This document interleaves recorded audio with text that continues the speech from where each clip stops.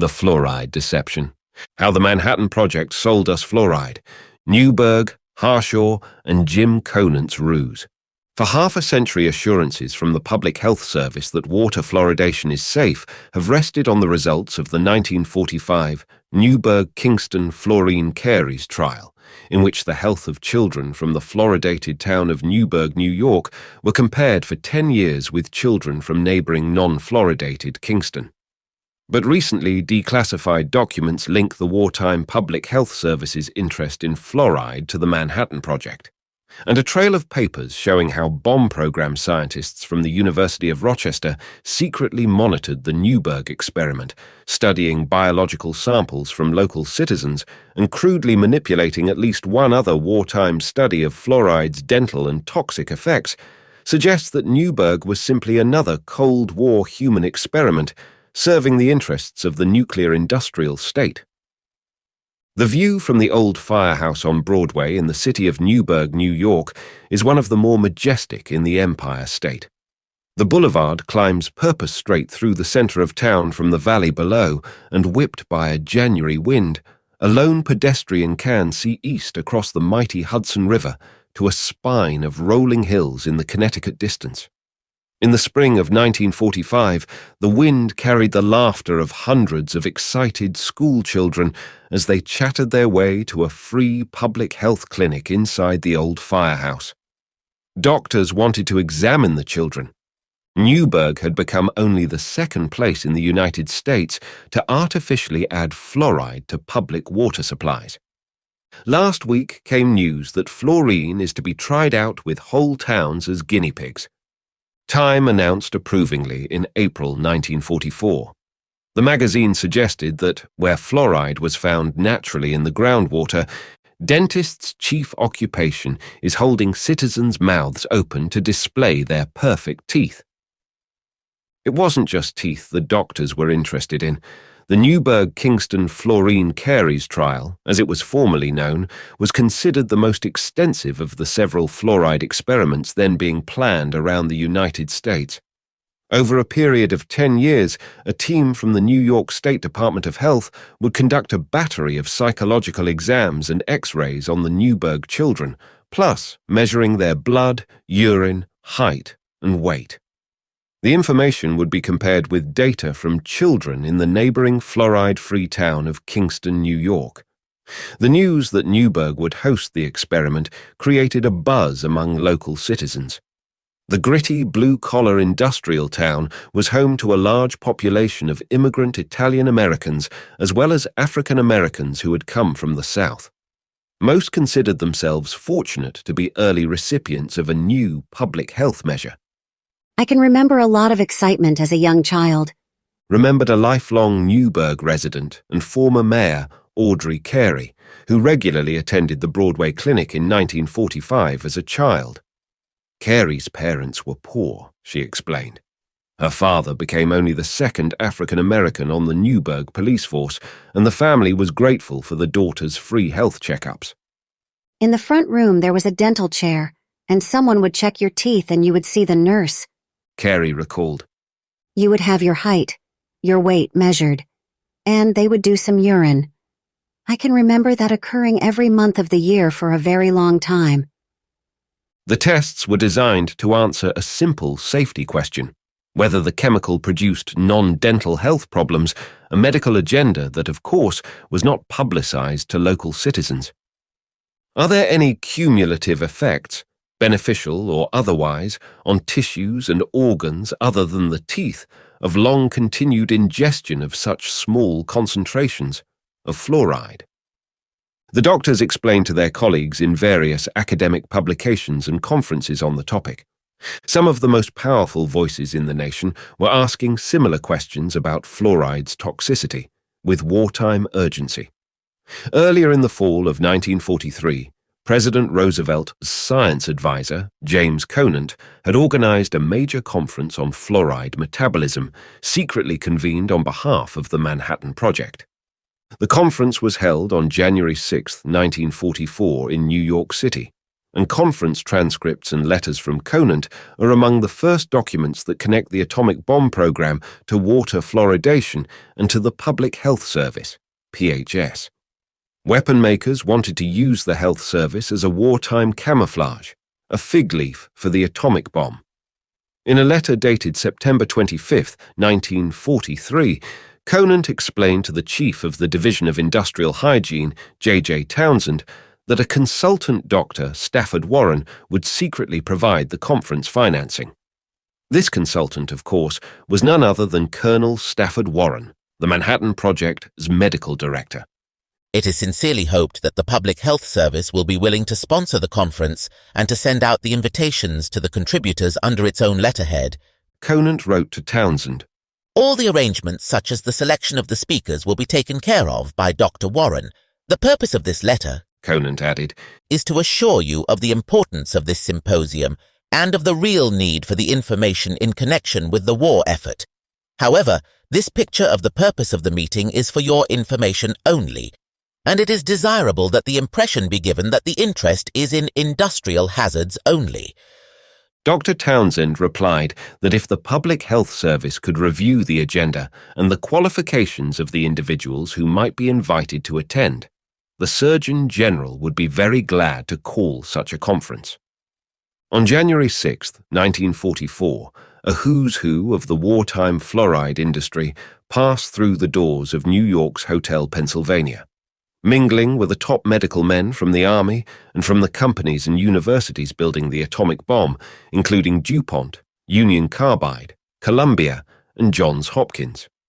Also attending were Alcoa's top fluoride expert, Francis Frary, Helmuth Schrenk from the Bureau of Mines, the biochemist Wallace Armstrong from the University of Minnesota, and Edward J. Largent from the Kettering Laboratory.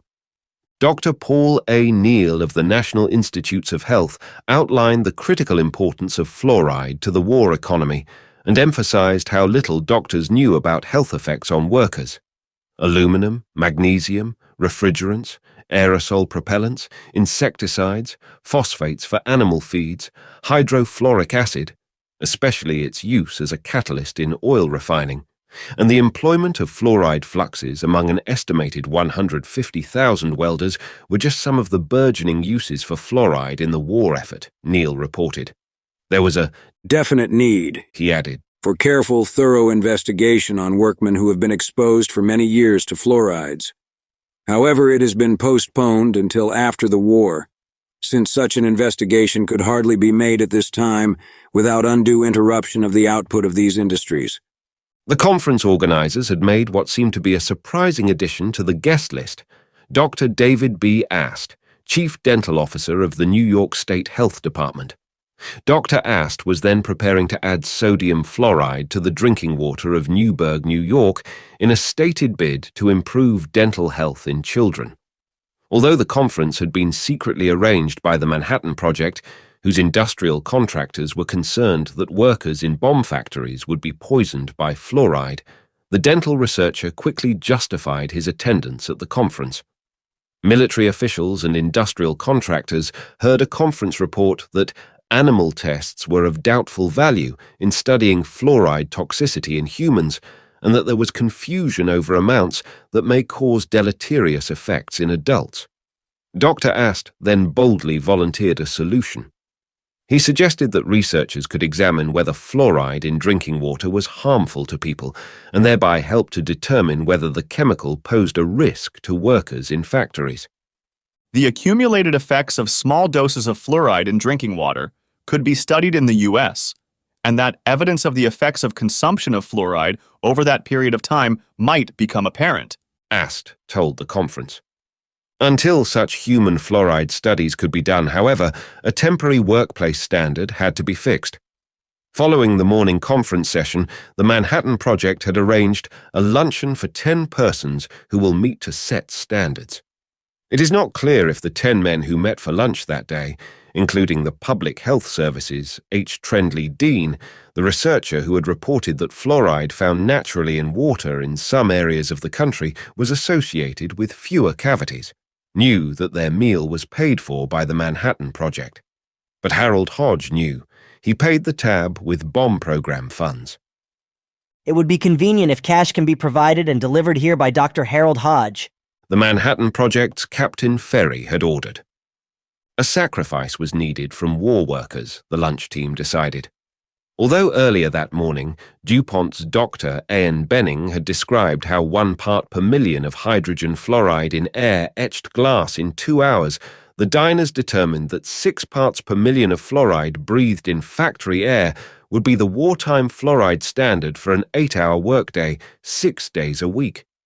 The existing 3 ppm threshold in several states was an arbitrary figure not based on any specific evidence, stated Dr. Carl Verklin of the University of Rochester, who chaired the lunch session. We do not want to set up standards that are so extreme on the lower side that it makes it hard to operate the plants, Verklin added. We can say that in the absence of definite evidence, we feel. Francis Frary of the Aluminum Company of America doubted whether standards were even necessary. The best guide is the individual response, suggested Frary, explaining that. I doubt in the case of man whether there is enough hydrofluoric acid in the air that is comfortable to breathe that would cause any damage. Hodge finessed the problem, suggesting that. We can also say that men working in plants where we know the atmosphere is varied at all times should, by certain screening methods, be protected. A lone dissent drifted across the lunch table. I should think that someone is going to be hurt by the long exposure to the irritant, interposed Dr. Wallace Armstrong from the University of Minnesota. Following the New York conference, as the giant gaseous diffusion plant secretly rose amid the virgin woodland at Oak Ridge, Tennessee, planning for the public water fluoridation experiment in Newburgh also proceeded apace. A technical advisory committee was selected to guide the New York Health Department. The chairman of that expert committee, it was announced, would be a pharmacologist from the University of Rochester, Dr. Harold Hodge. Possible toxic effects of fluoride were in the forefront of consideration, the advisory committee stated. On May 2nd, 1945, the Hudson River City became the second community in the world to be artificially fluoridated. Over the next 10 years, its residents were studied by the New York State Health Department. Secretly, in tandem with the state's public investigation, Hodges classified Program F at the University of Rochester conducted its own studies, measuring how much fluoride Newburgh citizens retained in their blood and tissues, key information sought by the atomic bomb program. Health Department personnel cooperated, shipping blood and placenta samples to the Rochester scientists. The samples were collected by Dr. David B. Overton, the department's chief of pediatric studies at Newburgh. Hodge was not the only scientist associated with the Newburgh experiment who had ties to the bomb program. Dr. Henry L. Barnett, who joined the Technical Advisory Committee after the war, was described as a pediatrician. But Barnett had also been a Manhattan Project medical captain, sent to Japan following the nuclear bombings as a leading member of the Atomic Bomb Casualty Commission. And Dr. Joe Howland, who drew control samples of blood from residents of Rochester, New York, where no fluoride had been added to water supplies, for comparison with fluoride levels in the blood of Newburgh citizens, was an especially practiced human experimenter. On April 10th, 1945, for example, as chief of Manhattan Project Medical Investigations searching for information on the health effects of bomb program materials, Captain Howland had driven a plutonium-laden needle into the arm of Eb Cade, an unsuspecting victim of a Tennessee car accident who had the simple misfortune of landing in the Oak Ridge Hospital. Although Dr. David Ast of the New York State Health Department clearly realized that water fluoridation could give industry useful information about fluoride's health effects on humans, as evinced by his testimony at the Manhattan Project's 1943 Conference on Fluoride Metabolism, today he maintains that he did not know about the Manhattan Project's involvement at Newburgh. If I had known, I would have been certainly investigating why and what the connection was, Dr. Ast told me. The final report of the Newburgh demonstration project, published in 1956 in the Journal of the American Dental Association, concluded that small concentrations of fluoride were safe for U.S. citizens. The biological proof, based on work performed at the University of Rochester Atomic Energy Project, was delivered by Dr. Hodge. Publicly, the safety verdict boosted federal efforts to promote water fluoridation. Privately, the data was also helpful to the nuclear weapons industry, explained Heimer L. Friedel, the Manhattan Project's first medical director. Workers alleging harmful exposure to fluoride would now find it more difficult to sue the government or its industrial contractors, Friedel stated. Any claim about fluorides? Here was the evidence that it was of no consequence, said Friedel. Anything that was evidence of a no-effect level was important information, agreed the former Rochester scientist and historian J. Newell Stannard. Although he claimed no knowledge of the medical section's role in the Newberg experiment, Heimer Friedel was not surprised that bomb program scientists had been involved. There may have been some things done that were not ever in the record, he admitted, but there were records. In the once secret archives of the Manhattan Project's medical section, there exists an entire file on Newberg. Inside the file, coded G10 by the U.S. Army, is a startling revelation. The top fluoride scientist for the U.S. Public Health Service, Dr. H. Trendley Dean, the man who later became famous as the father of fluoridation, had secretly opposed the Newberg fluoridation experiment, fearing fluoride's toxicity. Dean's opposition was a potential disaster. News that the leading fluoride scientist from the PHS was against adding fluoride to Newberg's water on the grounds of toxicity would certainly have frightened the Newberg citizens, perhaps aborted the nation's water fluoridation program entirely, and eventually have alerted nuclear workers to the danger of handling fluorides. But Dean's dissent was never made public. Instead, Harold Hodge passed the troubling news on to Colonel Stafford Warren at Oak Ridge. Dear staff, Hodge wrote on September 15, 1944. Here is a copy of the current file relating to the Kingston-Newberg study. If desired, I would be glad to come down to your place and talk this problem over. Sincerely, Harold. Scrawled on the letter in what may be Warren's handwriting is a note, Return to Medical Section Files. Enclosed with Hodge's letter are key documents detailing the planning and protocol for the Newberg experiment. The Manhattan Project was, indeed, deeply interested in public water fluoridation. The papers include letters from Hodge to Newberg planners requesting additional bone studies, key information sought by the bomb program, and an agenda for a meeting of the Newberg Technical Advisory Committee with the word Warren scrawled across the top. The G10 file also records Dean's opposition to water fluoridation. His showdown with the Newberg planners occurred at 2 p.m. on April 24, 1944, at the Department of Health's offices at 80 Center Street in New York City, according to the advisory committee meeting minutes sent to Colonel Warren. Dr. Harold Hodge chaired the meeting. Almost immediately, a question of cumulative poisoning was raised. This is the crux of the whole problem of toxicity as it relates to this study, meeting minutes record. Dr. Dean took the floor.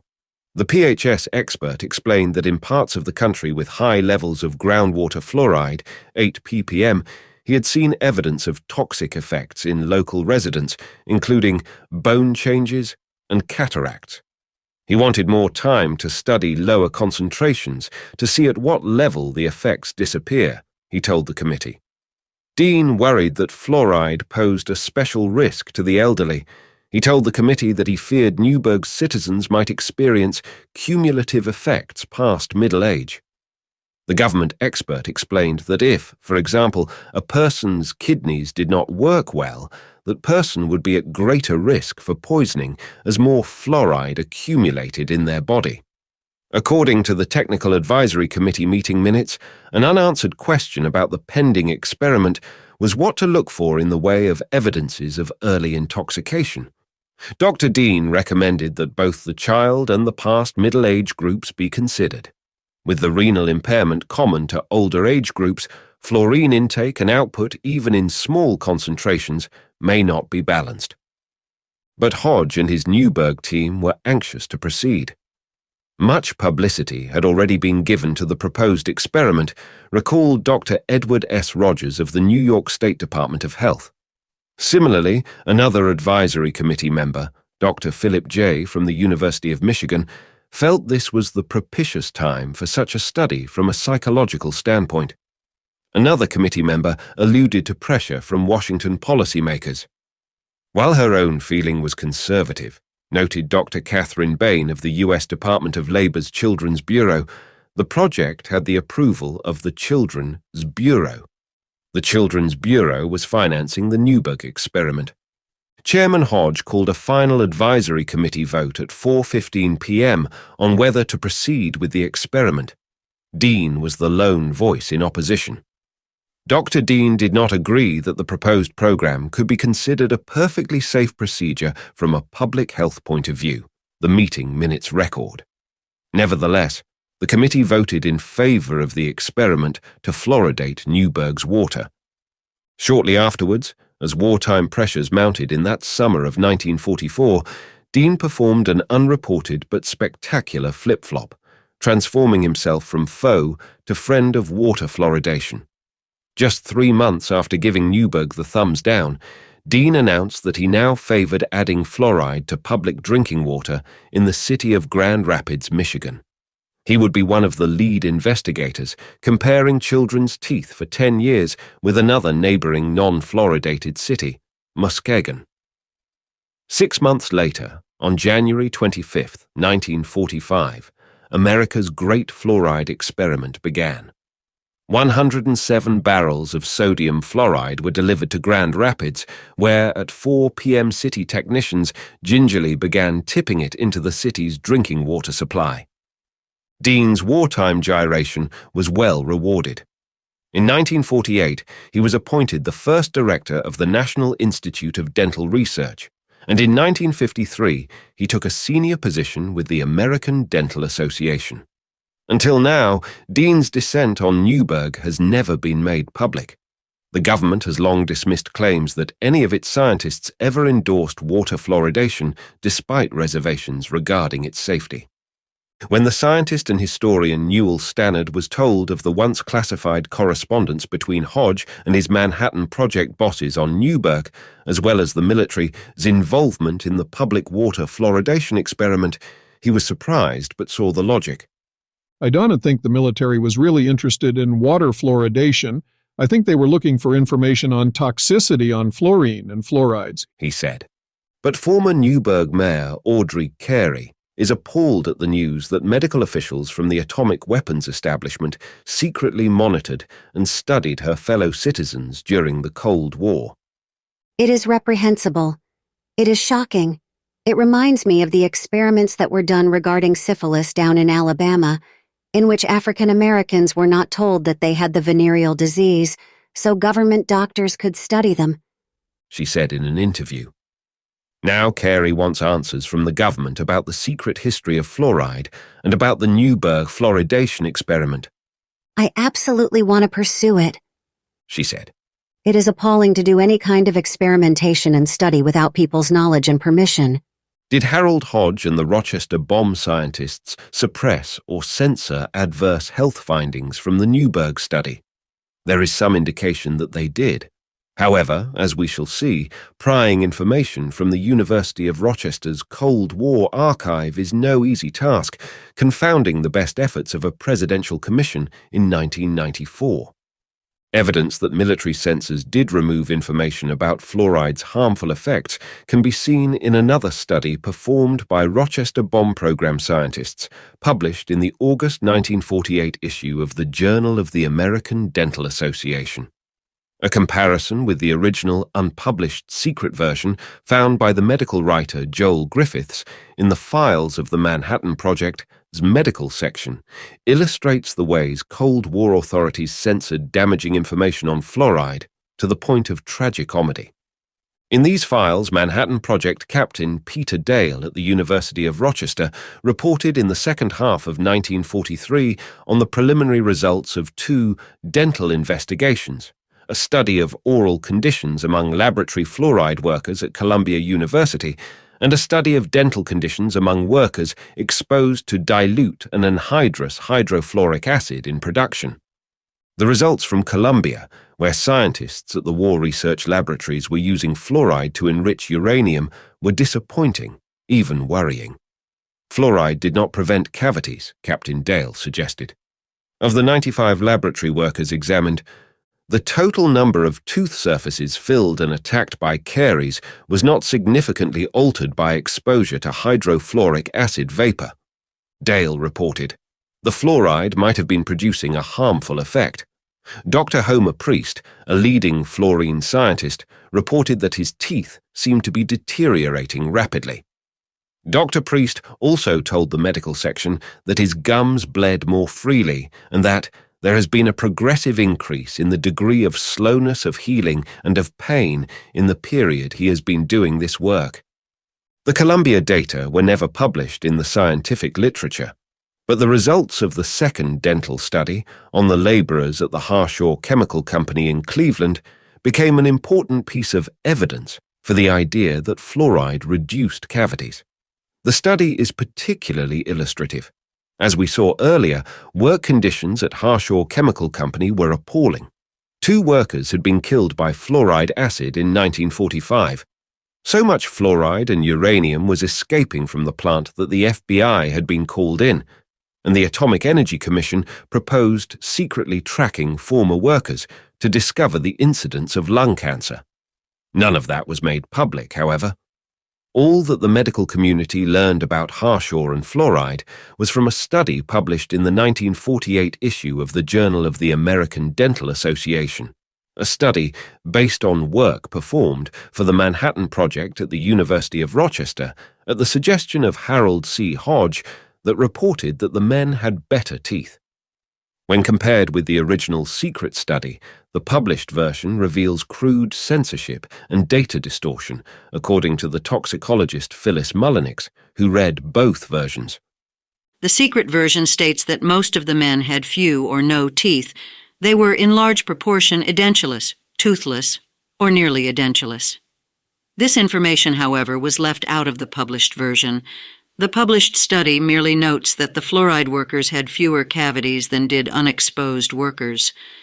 The published version omits the suggestion that fluoride was actually harming the men's teeth, while the secret version states there was some indication teeth may have been etched and polished by the acid, and that exposure of the teeth to the acid may have contributed to the attrition observed. The public version instead concocts an observation seen nowhere in the original. It states that, strangely enough, dental erosion or decalcification of enamel and dentin commonly seen in workers exposed to inorganic acids, fluoride, was not seen. The published version omits information about the harmful effect that fluoride may have had on teeth, ignoring physical evidence that indicated otherwise. A lie, commented Mullenix. The published version had simply reversed the original medical observation that fluoride may have corroded and consumed the men's teeth, she said. The published version implies that the men were at fault for refusing to wear protective masks, instead preferring to chew tobacco or gum for protection. The secret study makes no mention of masks, and a later Ohio State study criticized Harshaw for not giving its workers protective masks. The published study states that men with clean mouths had good teeth. Men with neglected mouths had a peculiar brownish deposit, which seemed to cover the enamel of the anterior teeth in large quantities. The secret version, however, makes no distinction in the men's oral hygiene, noting that all men, as a group, neglected their mouths. The published report, therefore, makes the bad, or discolored, teeth appear to be the workers' fault. The dirty brown teeth were now a function of the men's hygiene, Mullenix remarked. In other words, the censored study is blaming the victim for not having a clean mouth. The published Harshaw study helped to shift the national medical debate over exposure to industrial fluoride. Several studies during the 1940s had already shown that acid in an industrial environment hurt workers' teeth, and Dr. Priest's experience at Columbia University suggested that the same was happening with wartime fluoride workers. Now, said Phyllis Mullenix, instead of blaming fluoride for eroding teeth with the help of a clever editing job, the published study became a piece of dental propaganda that buries the American fluoride worker. It totally changes the viewpoint, Mullenix told me. This makes me ashamed to be a scientist. Of other Cold War-era fluoride safety studies, she asks. Were they all done like this? Recently, in Cleveland, a roomful of surviving Harshaw fluoride workers erupted in grim laughter when told about Harold Hodges' censored dental study. I showed Alan Hurt the once secret results of the long-ago measurements of fluoride in his urine, analysed by AEC doctors at the University of Rochester. The fluoride was recorded at the extraordinarily high levels of 17.8 milligrams per litre. Today he is plagued with arthritis, he says, while many of his Harshaw friends died young of cancer. Nevertheless, smiling a largely toothless grin, Hurt commented on the published dental study. They had to come up with something.